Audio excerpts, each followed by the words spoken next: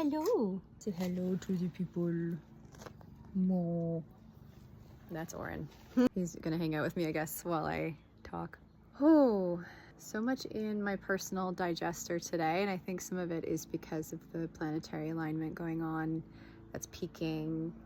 I can feel my soul activated, I can feel my heart activated, I can feel my parts, I can feel all of these things happening at once.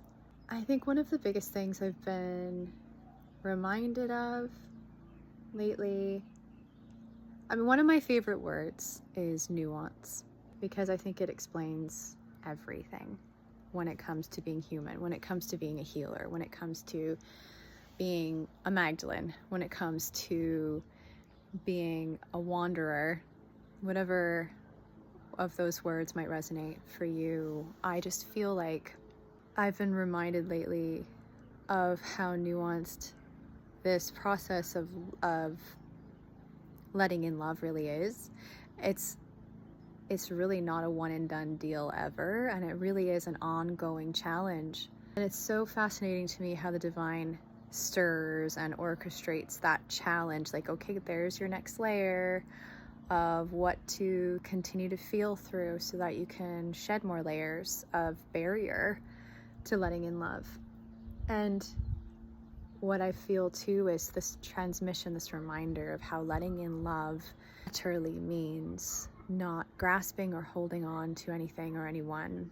You are not grabbing at anyone or clasping on to any particular situation or circumstance in your life. When you truly are flowing with love and you truly are letting in love and you're letting yourself change, you're not holding on to any one way of being or seeing things either. You're allowing space for grief and mourning of what was, for anger, for whatever emotions of processing need to come through in this journey. And I think there's something to that is worth being reminded of every day.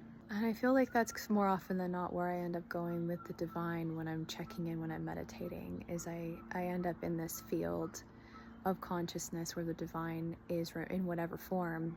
It could be divine mother, divine father, specific guides. And I feel reminded of that, of how this process of letting in, of staying open-hearted and open-handed. I mean, how hard is that? You're literally willing to allow the letting go process while also letting in that that's all part of the love flow.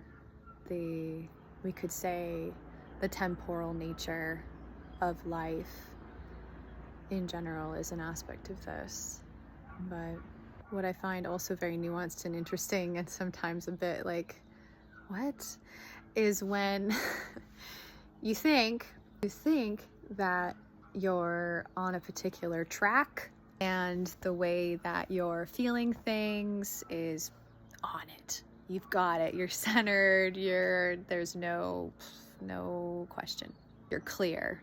And then love throws you a curveball.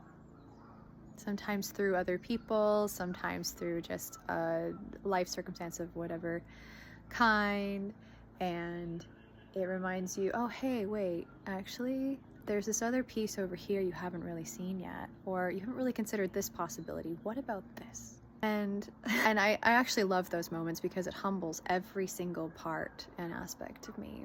And quite often these moments they'll sometimes just happen when I'm in my own connection with the divine, but sometimes it happens through my beloveds. They'll just suggest something or say, like, why don't, looking at it from this angle, or looking at yourself from this angle, or looking at this person through this lens instead. You start realizing even the ways that your heart hasn't been as open as it could be to yourself or others. So I feel like, circling back to the planetary alignment, Jalel wrote this really beautiful digestion of what each of the planets seems to be representing for the collective, and maybe for each of us personally at this time too. And I really feel like the planets coming into alignment in this way, this really cool parade that's happening right now. It's like it's just the macro of the micro. It's just showing us in this meta way what wants to come into alignment inside,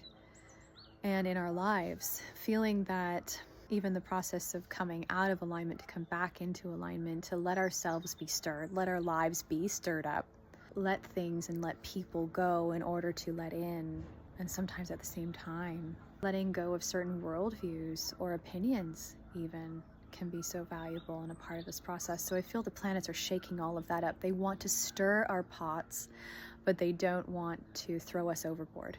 It's more just giving us something else to consider, something else to chew on. So yeah, that's just blowing me wide open today to even feel it in that way in this moment. So thank you for joining me in this space, and whatever you're feeling stirred in at this time, just know that you're not alone, and this is fully a part of your personal growth process, which what is growth but a continual learning and relearning and unlearning and relearning again how to let in love on these deeper and deeper levels, and how to transact love with the planet, with yourself, with others, with the divine. Much love.